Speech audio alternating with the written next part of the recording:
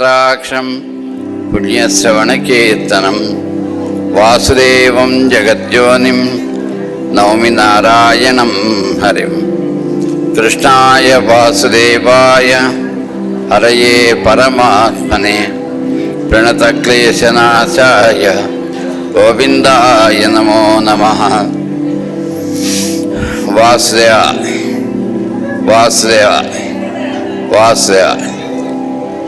ఈరోజు హైదరాబాద్ నగరంలో గురు పూజ మహోత్సవాన్ని నిర్వహించుకుంటున్నాం. మాస్టర్ గారి యొక్క సెంటినరీ సెలబ్రేషన్స్లో భాగంగా ఈరోజు ఇక్కడ మనందరం గురు పూజ మహోత్సవాల్లో పాల్గొంటున్నాం. గురు పూజలు అంటే మనం ఏంటండి అంటే సామూహిక సహజీవనం అనేదానికి మనం ఒక నమూనాగా ఏర్పాటు చేసుకున్నటువంటి సంప్రదాయం. ఎందుకంటే సహజీవనం అనేటువంటిది ఏర్పాటు చేసుకున్నప్పుడు అందరూ కలిసి జీవించడం అనేటువంటి దాన్ని బృంద జీవనం అని కూడా అంటారు.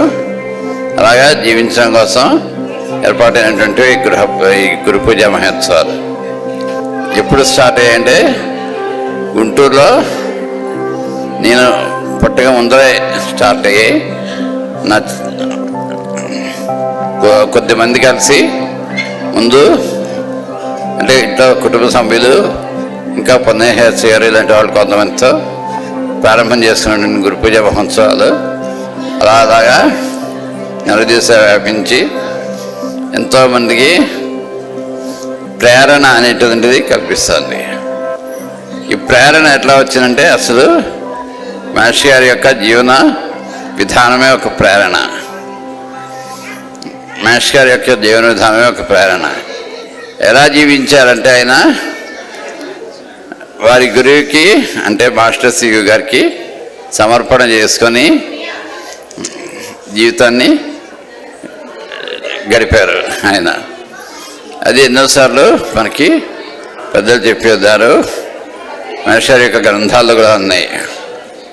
మహర్షి గారు శ్రీశైలంలో ఇచ్చిన జన్మదిన సందేశంలో చెప్తారు ఏంటంటే మహర్షి గారి యొక్క 5వ ఏటనే ఏబిసిడీలు నేర్చుకుంటున్న రోజుల్లో వాళ్ళ నాన్నగారు అంటే మా తాతగారు ఒక గ్రంథం చదువుతున్నట. చదువుతుండగా గ్రంథం మీద పెద్దగా అక్షరాలు ఉంటే గట్టిగా చదివాట సివివి అని. అప్పుడు ఆ తండ్రి గారు ఒళ్ళో కూర్చోబెట్టుకుని ఆ పుస్తకాన్ని తిరిగేసి లోపల ఉన్నటువంటి చిత్రపటాన్ని మహర్షి గారికి చూపించి ఈయన ఒక మంత్రం ఇది, ఈయన ఒక మహనీయుడు అని చెప్పి చెప్తారు. వాసుదేవ వాసుదేవ వాసుదేవ వాసుదేవ వాసుదేవ. అయితే అక్కడ నుంచి 20వ ఏట వరకు సివివి ఎడ గ్రహణం పట్టినది అంటారు మహర్షి గారు. వారి యొక్క వాక్కు అది దాంట్లో ఉంటుంది. అంటే అక్కడ విత్తనం ఎక్కడ నాటుకుంది చిన్నతనంలో 5వ ఏటనే మహర్షి గారి మనస్సులో హృదయంలో విత్తనం నాటుకుంది అన్నమాట. మాస్టర్ సివివి అనేటువంటి విత్తనం అది అలాగా వృద్ధి చెందుతూ మహర్షి గారి గాయత్రి ఉపాసన చేస్తూ ఉండగా ఆయనకి ధ్యానంలో దర్శనం ఇవ్వడం జరిగింది. ముందుగా మహర్షి గారికి ఈ నడువు నుంచి కింద భాగం వరకు మఠం వేసుకుని కూర్చొని ఆకృతి మహర్షి గారికి కనబడింది ధ్యానంలో. అది రోజు రోజుకి కొద్దిగా అలా పెరుగుతూ కొద్ది రోజుల్లోనే మొత్తం ఆకృతి అంతా గోచరం అయింది, దర్శనం ఇచ్చింది. అప్పుడు ఎవరో మహానుభావుడు అని చెప్పి ఆయన అనుకోవటం, అక్కడి నుంచి వారిని కూడా ధ్యానం చేస్తూ గాయత్రి వారు ఒకటే అనే ఒక ధ్యానం చేసుకుంటూ ఇట్లాగా జీవితాన్ని నడిపిస్తున్నారు. అయితే ధ్యానంలో కనిపించినటువంటి మహానుభావులైనటువంటి సివివి గారు వాగ్దానం చేయించుకున్నట్ట, ఈ రోజు నుంచి నీకేం కావాలన్నా నన్నే అడుగు, ఎవరిని ఏమీ అడగద్దు, నేను నీకు ఇస్తాను అని చెప్పారట. అంతకుముందు లేదు, అప్పుడు లేదు, ఆ తర్వాత లేదు, ఎప్పుడు కూడా నాకు ఇది కావాలని ఎవరిని ఏమీ అడిగిన దాఖలాలు లేవు. మహేష్ గారు ఉద్యోగం చేస్తూ ఆయనకు వచ్చినటువంటి ఆ కొద్దిపాటి జీతంతోనే కుటుంబాన్ని, వసుదైక కుటుంబాన్ని కూడా నడిపిస్తూ ఉండేవారు. నా చిన్నతనాల్లో విషయాలు మా అమ్మగారు, మా మేనమావ గారు, అన్నయ్య గారు వాళ్ళు, అలాగే పొన్నశాస్త్రి గారు వాళ్ళు చెప్పిన విషయాలు నేను విన్న తర్వాత కొన్ని చాలా వరకు నేను చూసిన విధమే ఇకనే మనం రోజు ముచ్చరించుకుందాం. మహర్షి గారు ఏది చేసినా చాలా ప్రేమతో ఆయన చేస్తూ ఉండేవారు. ఎవరిని పలకరించినా కూడా ప్రేమతోనే పలకరించేవారు. ఎవరినైనా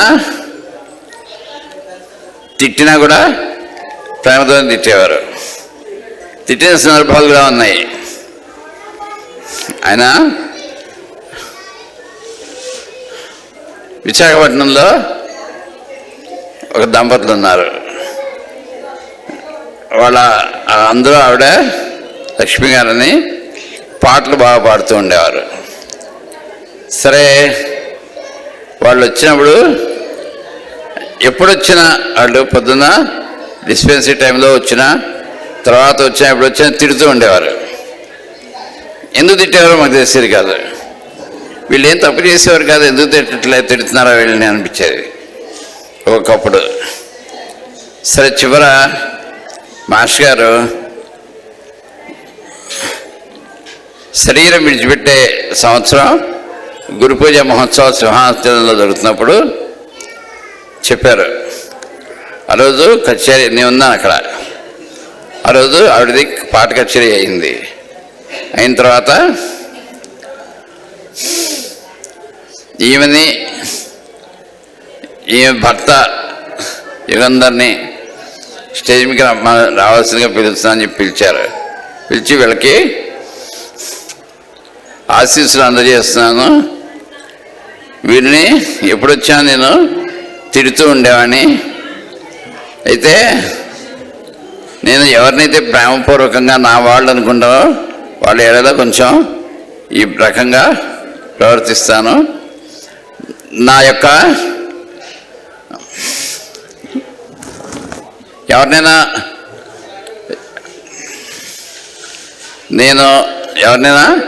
పైకి పొగడాలి ఇది అనుకుంటే వారికి నా ప్రేమ అందదు, నా పొగడ్తలు అవి మాత్రమే అందుతాయి. కానీ వీళ్ళని అలా కాదు, వీడికి నా ప్రేమ అందుతుంది. ఈ రోజు నుంచి వీళ్ళని తిట్టడం మానేస్తాను అన్నారు. అంటే ఎవరికి అర్థమవుతుందండి మామూలుగా. వాళ్ళు మటుకు మాస్టర్ గారు మీరు తిడుతూ ఉంటేనే మాకు బాగుంటుంది, మీరు కాకరేయండి అని చెప్పారు. అన్న కూడా మాస్టర్ గారు ఈ రోజు నుంచి వీళ్ళని తిట్టడం మానేస్తా అన్నారు. అక్కడి నుంచి 2 నెలల్లో మాస్టర్ గారు శరీరం ఇచ్చిపెట్టడం జరిగింది. ఈ సంఘటన చెప్పుకునే వాళ్ళు ఇప్పటికీ బాధపడుతూ ఉంటారు. మాస్టర్ గారు అంటే ఒక సైడు బాధపడతారు, ఒక సైడు చాలా ఆనందంగా ఉంటారు. మాస్టర్ గారు కేకలేస్తే ఎంతో మాలో క్షాళన జరుగుతూ ఉండేది వాళ్ళు ఇప్పటికీ చెప్పుకుంటూ ఉంటారు. అలాగే ఒకసారి మేము అక్కడ సిటీలో ఉన్న సమయంలో రోజు డిస్పెన్సరీ అయిపోయిన తర్వాత ఆ డిస్పెన్సరీ స్టాఫ్లో 3-4 విపరీతంగా కేకలేశారు. కేకలేసి అందులో ఒక అతను కొత్తగా వచ్చినటువంటి వ్యక్తి, అతను మాస్టర్ మమ్మల్ని కేకలేస్తారా, మేమేం తప్పు చేయకుండా ఎందుకు కేకలేశారని రారా బాధపడుతున్నాడు. మిగిలిన వాళ్ళు మామూలుగా సామాన్యంగా ఉన్నారు. మాస్టర్ కేకలేసి లోపలికి వెళ్ళిపోయారు. వెళ్ళి టిఫిన్ తిని కాఫీ తాగేసి పేషెంట్లను చూడడానికి మళ్ళీ బయటికి వెళ్తున్నారు. అప్పటిదాకా డిస్పెన్సరీ చూసారు, డిస్పెన్సరీ అయిపోయి లోపలికి టిఫిన్ అది తినేసి పేషెంట్ని చూడడానికి తర్వాత రైటింగ్ వర్క్ చూసుకోవడానికి వెళ్తున్నారు అన్నయ్య గారితో పాటుగా. వెళ్తుంటే ఈ లోపల ఒక అతను వచ్చారు, శాస్త్రి అని. మన మహర్షి గారిది, మన తాతయ్య గారు అంటే అనంతాచార్య గారిది నిధులెత్తు బొమ్మలు వేసినటువంటి వ్యక్తి. ఆయన ఇప్పుడు సశరీరంగా లేరు. ఆయన వస్తే ఆయన వచ్చేవాడల్లా ఏంటి పాదాల మీద పడిపోయి పాదాలు ఒత్తేసి 2 నిమిషాలు దండం పెడుతూ అలా ఉంటారు అన్నమాట. కొంచెం ఆయనకి చారస్సు ఎక్కువ, కానీ మంచివాడు పాపం. అయితే మహర్షి గారు దూరం నుంచే అసలే కోపంతో ఉన్నారు. కోపం అంటే నటిస్తున్నారు, కానీ కోపం ఇప్పుడు ఉండరు ఆయనకి. కోపం నటిస్తున్నారు, అసలే కోపంతో ఉన్నారు కదా. గేట్ దగ్గర నుంచి చూసి నువ్వు నా కాళ్ళ మీద పడకు, పడ్డావంటే చంపేస్తా అన్నారు. ఈ లోపల ఉన్నటువంటి వాళ్ళు ఇలా చూస్తూ ఉన్నారు, మేమందరం చూస్తున్నాం. అతను గవ్వ వచ్చి సరే మహర్షి గారు కాళ్ళ మీద పడ్డాడు. సరే అన్నారు, అన్నీ కాళ్ళ మీద పడిపోయాడు. ప్రభుత్వం మహర్షి గారు వెంటనే ఒక తోపు తోసి చెప్పారా పడద్దని ఎదుగు పడతావు అని చెప్పేసి వెళ్ళిపోయారు. నీకు బుద్ధి లేదు అది అని తిట్టేసి అనేసరికి మహర్షి గారు వెళ్ళిపోయాక ఇది గెంతడం మొదలెట్టాడు. వచ్చిన శాస్త్రి గారు ఇవాళ మహర్షి గారు అని తిట్టారు, మహర్షి గారు అని తిట్టారు, గెంతడం మొదలెట్టాడు. ఈ లోపల పొద్దున్న దెబ్బలాడిన వాళ్ళలో ఒక అతను గుంజుకుంటున్నాడు కదా, అతను ఇంకా కోపం వచ్చింది. అంటే ఆశ్చర్యం కూడా వేసాను, మహర్షి గారు తిరిగితే ఇలా గెంతాడేంటని. ఆ తర్వాత కొన్నాళ్ళ తర్వాత అతనికి కూడా అర్థమైంది మహర్షి గారు దెబ్బలాడితే ఎలా ఉంటుంది అనేది. అంటే ఎన్నో జన్మల దుష్ట సంస్కారాలు ఏమైనా ఉంటే, ఎన్నో పాపకర్మలు చేసుకున్నటువంటి సంస్కారాలు ఉంటే అవన్నీ కూడా తొలగిపోవడానికి అలాగా చేస్తుంటారు మహానుభావులు. షిరిడి బాబా గారు ఒకసారి మనకు తెలుసు కథ, షిరిడి బాబా గారి జీవిత చరిత్రలో మనం చదువుకున్నాం. ఒకసారి ఒక అతనికి పాము గరిస్తే తీసుకొస్తుంటే నువ్వు రాకు, పైకి రాకు, పో కిందకి పో అని చెప్పి తిట్టాట. అప్పుడు ఆంతరికులుగా ఉన్నటువంటి శిష్యులుగా చాలా భయపడిపోయి బాధపడ్డారట. ఏంటి బాబా గారు ఎవరినైనా కూడా చాలా చక్కగా ప్రేమతో పిలిచి వాళ్ళని ఆశీర్వదిస్తారే, ఇతను చావు బతుకుల్లో ఉన్నాడు, ఇతన్ని ఏంటిలాగా దెబ్బలాడుతున్నాడు అని చెప్పేసి అనుకుందట. అనుకుంటే కొంతసేపు అయ్యాక ఇప్పుడు తీసుకురాదట. ఇందాక నేను పైకి రావద్దు పో అన్నది నిన్ను కాదు, నీలో విషాన్ని అని చెప్పారు. ఆ తిట్టిన క్షణం నుంచి ఆ విషం పై ఎక్కకుండా అది హరించుకుపోయి అతను క్షేమంగా సేవ్ అయ్యాడు.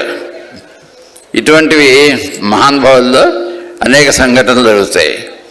పాకలపాటి గురువు గారి విషయంలో కానీ, రామకోటి తాతయ్య గారి విషయంలో కానీ, లేకపోతే ఎత్తినవారి విషయంలో. ఎత్తినవారు అయితే ఒకసారి ఆయన కూడా చాలా తమాషాలు చేస్తుండేవారు. వీళ్ళందరూ ఒక్కోకి చెందిన వాళ్ళే.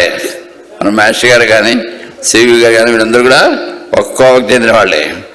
ఒకసారి ఎత్తినవారు ఏం చేశారట, నాకు హనుమంతుడు పూనాడని చెప్పి ఒక అతడు అందరినీ హడావుడి చేస్తున్నట్ట. నేనే హనుమంతుడిని, నాకు హనుమంతుడు పూలాడు, నేనే హనుమంతుడు, నాకు ఇంత బలం, మీరు అందరూ నాకు అది ఇవ్వండి, ఇది ఇవ్వండి, ఇది చేయండి, అది చేయండి అని అంటే అప్పుడు గురువుగారు చూశారు. చూసి గబగబా వెళ్ళి, పైగా ఎత్తిన వారు, సీతారాయణ వారు, మహాపురుల వారు వీళ్ళందరూ చాలా బలిష్ఠులు, దృఢమైనటువంటి కాయం కలిగినంటే లాభమైనటువంటి వాళ్ళని కాదు, ఉన్న కాయ చాలా దృఢంగా ఉండే కాయం, చాలా బలవంతులు వాళ్ళు. అయితే భుజాల మీద ఎక్కి కూర్చొని నేను రావణ్ణి నన్ను అక్కడికి తీసుకెళ్ళన్నట అనేటప్పటికీ వాడు తట్టుకోలేకపోయాడు. అమ్మో నేను బయలుదేరి హనుమంతుడు కదా, రావణ్ణి నన్ను తీసుకెళ్ళన్నట. అప్పుడు వాడు క్షమించమని అడిగితే చెప్పా, ఇక్కడి నుంచి ఇలా పూనకాలు ఏమైనా వచ్చాయన్నా అంటే ఊరుకోను, జాగ్రత్త అని చెప్పేసి దిగిపోయారట. అప్పటి నుంచి వాడు సరైన మార్గంలోకి వచ్చాడు. ఇలాంటి సంఘటనలు ఎందుకు చెప్పుకుంటామంటే వాళ్ళు ఏ రకంగా మనం సరిదిద్దుతారో అనేటువంటిది తెలియడం కోసం. ఒకసారి మా నాన్నగారు వాళ్ళ చిన్నతనాల్లో ఒక ఒక ఆయన మా తాతగారి దగ్గరికి వచ్చారట. ఏంటంటే మా ఆవిడికి వెంకటేశ్వరం పూనుతున్నానండి, కానీ పూనితే పూనాడు కానీ మమ్మల్ని చావగొడుతుంది, ఏం చేయాలో మాకు అర్థం కావట్లేదు అని అంటే, సరే పద మీ ఇంటికి వస్తాను పదమూడు అన్నమాట. పెడితే కరెక్ట్గా అంటే ఆవిడ వెంకటేశ్వరం పూనింటే ఏదో పిలవమన్నట్టు పిలిస్తే వెళ్ళారు ఈయన. ఆవిడేంటి చేతిలో కర్పూరం వెలిగించుకుని వెంకటేశ్వరానికి ఆర్తిస్తారు, అరచేతిలో కర్పూరం వెలిగించుకుంటే చెయ్యి కాలుతుంది కదా, కాల్టలే ఆవిడకి.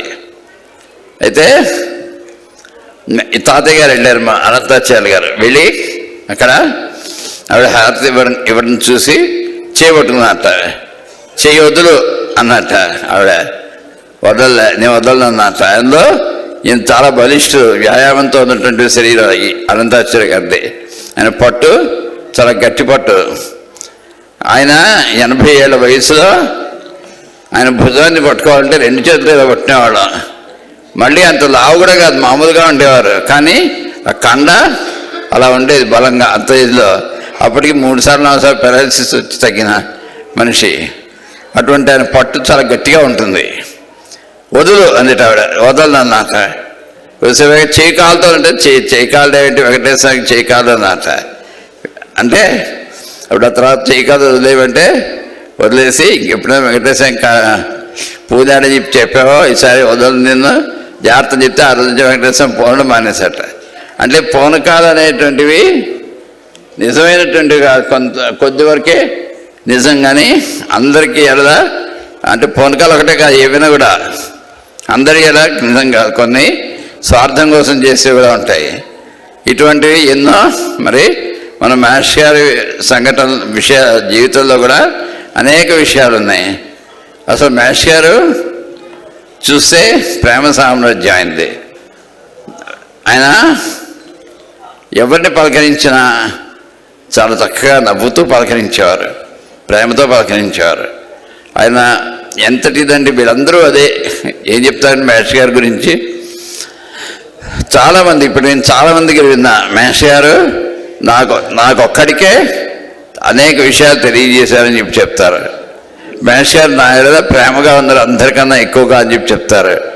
ప్రతి వాళ్ళకి అటువంటి అనుభూతిని పంచిపెట్టారు మన మహర్షి గారు చాలా ఇదిగా.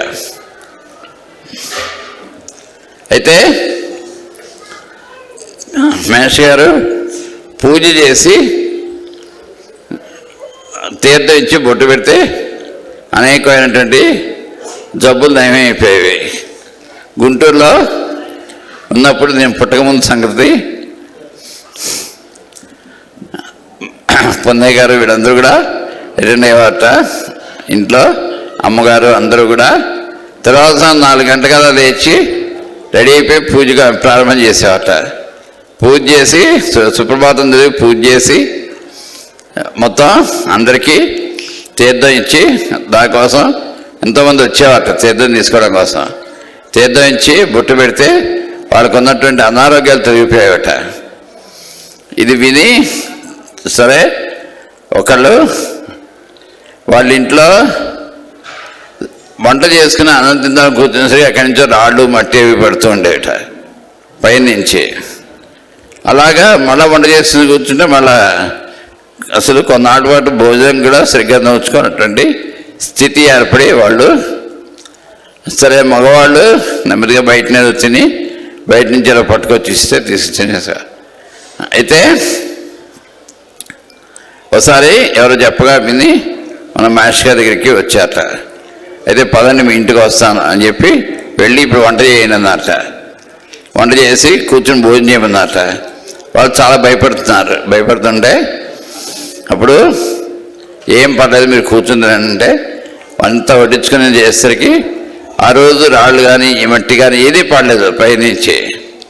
ఇంక ఇక్కడి నుంచి ఏముండదు అంటే వాళ్ళకి ఏదో దుష్ట ప్రయోగం జరిగి అలా జరుగుతుంది. అక్కడక్కడ అటువంటి సంఘటనలు ఉంటాయి. ఉన్న వాటిని మహర్షి గారు చాలా అసలు ఏమీ మాంత్రికుల్లాగా నిమ్మకాయలు తాలేదు, వేప మండలు తాలేదు, ఏమీ తాలేదు. ఏం లేకుండానే మహర్షి గారు అక్కడ కూర్చొని ఏం చేస్తారు వాళ్ళంటి వాళ్ళు మొత్తం అంతటా కూడా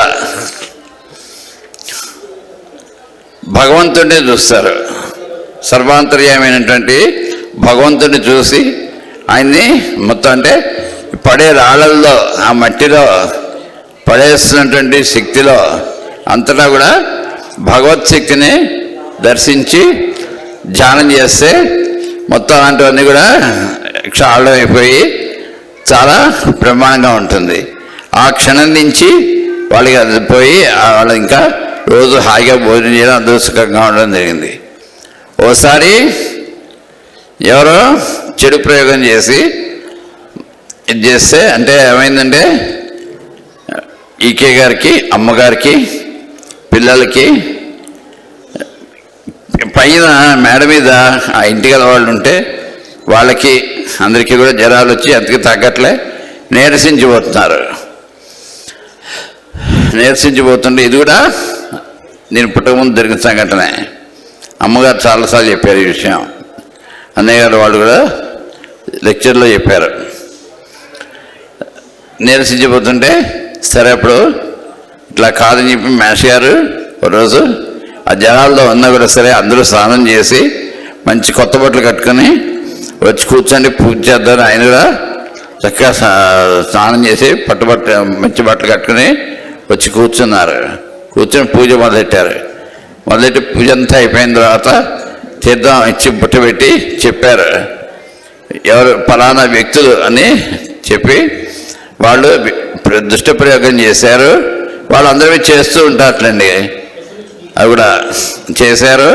దానివల్ల ఇలా జరిగింది. ఈ క్షణం నుంచి ఎవరికి చేయరు వాళ్ళు చేసే శక్తి కూడా వాళ్ళలో పోయిందంటే వాళ్ళు మరొకరికి కూడా చేయకుండా ఉండేటువంటి అశక్తులుగా వాళ్ళని తయారు చేశారంటే ఏదైతే దుష్టశక్తి ప్రయోగం చేస్తున్నారో అదంతా పోయేటట్టుగా చేసి వాళ్ళని ఆ క్షణం నుంచి మంచిగా చేసరికి మొత్తం పై వాళ్ళకి కింద వాళ్ళకి అందరికీ ఇంట్లో వాళ్ళకి అందరికీ కూడా జ్వరాలు తగ్గిపోయి ఆరోగ్యంగా ఉన్నారు. మేష్ గారు అలాగే ఎంతోమంది మహానుభావుల్ని దర్శించడానికి వెళ్తూ ఉండేవారు. ఒకసారి పుట్టపర్తి బాబా గారి దగ్గరికి వెళ్ళారు. ఏమంటే ఈయనే మహానుభావులు కదా, ఈయన మరి అవతార పురుషే కదా మరి మేష్ గారు కూడా, అయినప్పటికీ వేరే మహానుభావుల దగ్గరికి వెళ్ళడం ఎందుకండి అని ప్రశ్న రావచ్చు. కానీ మేష్ గారికి మరి రావుగూడ తాతయ్య గారు కానీ ఇలాంటి వాళ్ళందరికీ కూడా ఎత్తిన వారు కూడా అలాగే మహానుభావుల దగ్గరికి వెళ్తూ ఉండేవారు. వాళ్ళ దగ్గరికి అందరూ వస్తూ ఉండేవారు. ఒకసారి పుట్టపర్తి బాబా గారి దగ్గరికి వెళ్ళారు. అలాగే ఒకసారి శిష్యుల ఆహ్వానం మేరకు భక్తరాజు మహారాజ్ గారని వారి ఆశ్రమానికి వెళ్ళారు.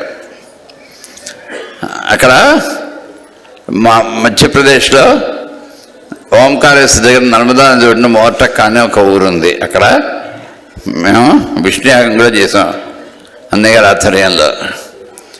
అక్కడికి మేష్ గారిని ఆహ్వానిస్తే మేష్ గారు ఇంకా 2-3 శిష్యులతోటి వెళ్ళారు. వెళితే అక్కడ ఆయన లోపలికి ఆహ్వానంగా తీసుకెళ్ళి అక్కడ ఒక గట్టు ఉంటే గట్టు మీద ఆయన కూర్చొని కుశల ప్రశ్న వేసుకున్నారు. తర్వాత ఇంకేం మాట్లాడుకోవాలి. అలాగా ఒక గంట సేపు ఇద్దరు ఒకళ్ళనొకళ్ళు చూసుకుంటూ కూర్చొని పోయారు. కూర్చుని ఒక కొంతసేపటి తర్వాత గంట తర్వాత లేచి మీ ఎత్తిన మహారాజు గారు అన్నమాట, ఇది మీ ఇల్లు, మీరు ఎప్పుడైనా రావచ్చు, ఎప్పుడైనా వస్తూ ఉండండి అని చెప్పి. అంటే మేష్ గారు అన్నారు, మీరు ఎక్కడ ఉంటే అదే మా ఇల్లు, మీరు అక్కడికి రండి అని చెప్పి. ఇలాగ అనుకుని అయిపోయిన తర్వాత ఆ మహారాజు గారు ఏం చేశారు, దాన్ని ఒక సింహాసనంలా కట్టి మాస్టర్జీ వచ్చి కూర్చున్నటువంటి ప్రదేశం అని చెప్పి దాన్ని పవిత్రంగా పెట్టి రోజు 2-3 సార్లు అక్కడికి వెళ్ళి కూర్చొని ధ్యానం చేసుకుంటూ ఉండేవాట. మరి ఆయన చాలా మహానుభావులే. మాకు భక్తరాజు మహారాజు గారు కూడా మన మహర్షి గారు లాగానే గృహస్థు, ఆయన కూడా మహానుభావులు, అవతార పురుషులు. అయితే ఆయనతో పాటుగా ఇంకొక ఆయన బూరానంద్ బాబా గారు, ఇంకొక ఆయన బ్రహ్మచారి, అనంతానంద సాయి అని ఆయన శిష్యులు. ఆ తర్వాత కాలంలో వాళ్ళిద్దరూ కూడా మన ఇంటికి రావడం కూడా జరిగింది అమ్మగారి దగ్గరికి. ఇటువంటి మహానుభావులను ఎంతోమందిని మాస్టర్ గారు కలిశారు. జిల్లాలో కూడా అమ్మ దగ్గరికి కూడా వెళ్ళారు చాలాసార్లు. వెళ్ళి అక్కడ జిల్లాలో కూడా అమ్మ దగ్గర కూర్చొని ఆవిడతోటి మాట్లాడి ధ్యానం చేసుకుని వచ్చేవారు. ఇట్లాగా ఆయన జీవితం గడుపుతూ వచ్చినటువంటి వాళ్ళకి అమ్మగారి యొక్క ఆశీస్సులు కూడా అందింపజేస్తూ ఉండేవారు. ఎలాగంటే ఆయన ఎప్పుడు ఎవరిని తీసుకొస్తారో తెలిసేది కాదు. సడన్గా ఎవరినైనా తీసుకొస్తే మరి మహాతల్లి ఆవిడ ఎప్పుడు కూడా విసుక్కోవడం, టైం టైంలో తీసుకొచ్చారు భోజనాలు పెడతాం అనుకోవడం ఏమీ లేదు. వచ్చిన వాళ్ళకి వంట చేసి చక్కగా పెట్టడం జరిగేది. అమ్మగారి చేతి వంట చాలా అద్భుతంగా ఉంటుంది, అమృతంగా ఉంటుంది అని చెప్పుకునే వాళ్ళు ఇప్పటికీ ఉన్నారు. అమ్మగారి చేతితో కాఫీ ఇస్తే కాఫీ ఎవరిచ్చినా ఒకలాగే ఉంటుంది కదండి, కానీ అమ్మగారి చేతితో కాఫీ ఇస్తే అద్భుతంగా ఉంటుందని చెప్పి చెప్పుకునేటువంటి వాళ్ళు ఇప్పటికీ ఉన్నారు. ఆమె చేతి కాఫీ తాగాం మేము, చాలా బాగుంటుందని. అదే ఆదర్శ దాంపత్యంలో వాళ్ళు ఎవరు వస్తే వాళ్ళని లక్ష్మీనారాయణులుగా వాళ్ళు భావన చేసి ఇద్దరు కూడా, అంటే మహేష్ గారు అమ్మగారు కూడా ఇద్దరు కూడా లక్ష్మీనారాయణగానే భావన చేసి వాళ్ళు చేస్తుండేవారు. ఏం చేస్తారు అంటే మనం రోజు చేసేటువంటి షోడశోపచార పూజ ఏదైతే ఉంటుందో ఆ షోడశోపచార పూజ వచ్చిన అతిథిలో చేసేవారు అన్నమాట. ఏమిటి షోడశోపచార పూజ? మనం వింటూ ఉంటాం. షోడశ అంటే 16 రకాల ఉపచారాలతోటి పూజ చేస్తాం. పొద్దునగా చేసుకుందాం, ఇందాక లలితా సహస్రనామంలో కూడా చేసుకుందాం. అమ్మవారికైనా అయ్యవారికైనా ఎవరికైనా కూడా, అయ్యవారంటే విష్ణువుకైనా అవ్వచ్చు, శివుడికైనా అవ్వచ్చు, ఎవరికైనా అవ్వచ్చు. షోడశ అంటే 16 రకాల ఉపచారాలతో ముందు ధ్యానం చేస్తాం. ఆహా, మన తాతగారు మన ఇంటికి వస్తే బాగుండు అనుకుంటాం మనం. అట్లాగే ధ్యానం చేస్తుంటాం భగవంతుడిని. ధ్యాయామి, ధ్యాన శ్లోకం చదువుతాం. తర్వాత రమ్మని ఆహ్వానం చేస్తాం. వచ్చి లోపలికి కూర్చోమని చెప్తాం. కాళ్ళు కడుగుతాం, చేతులు కడుగుతాం, తాగడానికి మంచి నీళ్ళు ఇస్తాం.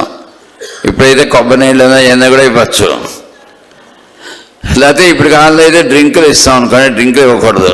చక్కగా చల్లని పానీయాలు ఏమైనా ఇవ్వచ్చు. మంచినీళ్ళు, కొబ్బరి నీళ్ళు ఇలాంటివి ఇలా ఇస్తాం. ఇలా మొత్తం 16 ఉపచారాలతో పూజ చేస్తాం. అది నిత్య జీవితంలో ఎవరైతే ఆచరిస్తూ ఉంటారో వాళ్ళు ఎప్పటికైనా కూడా చక్కనైనటువంటి జీవితాన్ని గడపగలుగుతూ ఉంటారు అని చెప్పేసి తెలుస్తుంది. అటువంటి జీవితాన్ని గడపడమే కాదు, అందరికీ ఆచరించి చూపినటువంటి మహానుభావులు మన మాస్టర్ గారు ఈకే గారు. అటువంటి ఈకే గారి యొక్క స్మరణ చేసుకుంటూ ఎప్పుడు కూడా నడిచేటువంటి ఈ గురు పూజ మహోత్సవాల్లో మనం పాల్గొనేటువంటి మన యొక్క అదృష్టం. ఈ మాస్టర్ గారి యొక్క ఆశీస్సులు, అంతర్యామిగా ఉన్నటువంటి మాస్టర్ గారి యొక్క ఆశీస్సులు అందరి మీద సదా కలిగి అందరూ కూడా ఆయురారోగ్య ఐశ్వర్యాలతో ఉండాలని కోరుకుంటూ సెలవు తీసుకుంటున్నా. వాసుదేవ వాసుదేవ వాసుదేవ వాసుదేవ.